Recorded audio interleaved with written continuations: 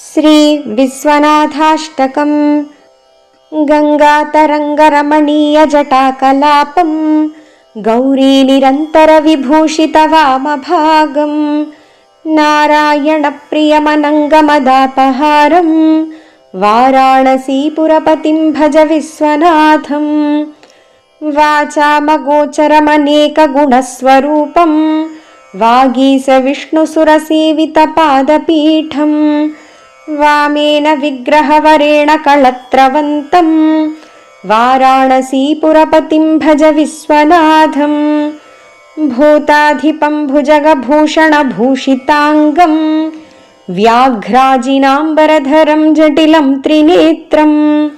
पाशाङ्कुशाभयवरप्रदशूलपाणिं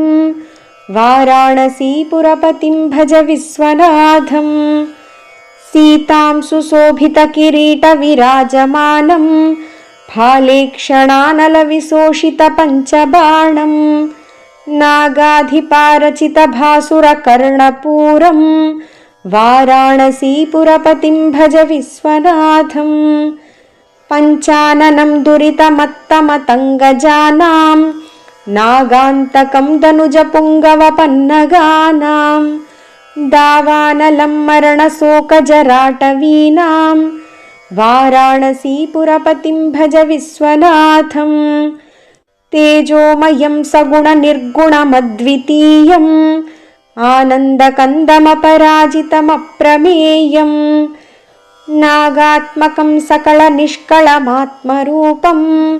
वाराणसीपुरपतिं भज विश्वनाथम् आसां विहाय परिहृत्य परस्य निन्दां पापेरतिं च सुनिवार्य मनः समाधौ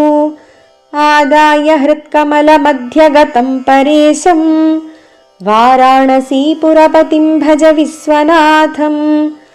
रागादिदोषरहितं स्वजनानुरागं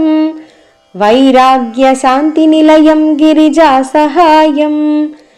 माधुर्यधैर्यसुभगं गरलाभिरामं वाराणसीपुरपतिं भज विश्वनाथम् वाराणसीपुरपतेः स्तवनं शिवस्य व्याख्यातमष्टकमिदं पठते मनुष्यः विद्यां श्रियं विपुलसौख्यमनन्तकीर्तिं सम्प्राप्य देहविलये लभते च मोक्षम् इति श्री विश्वनाथाष्टकम्।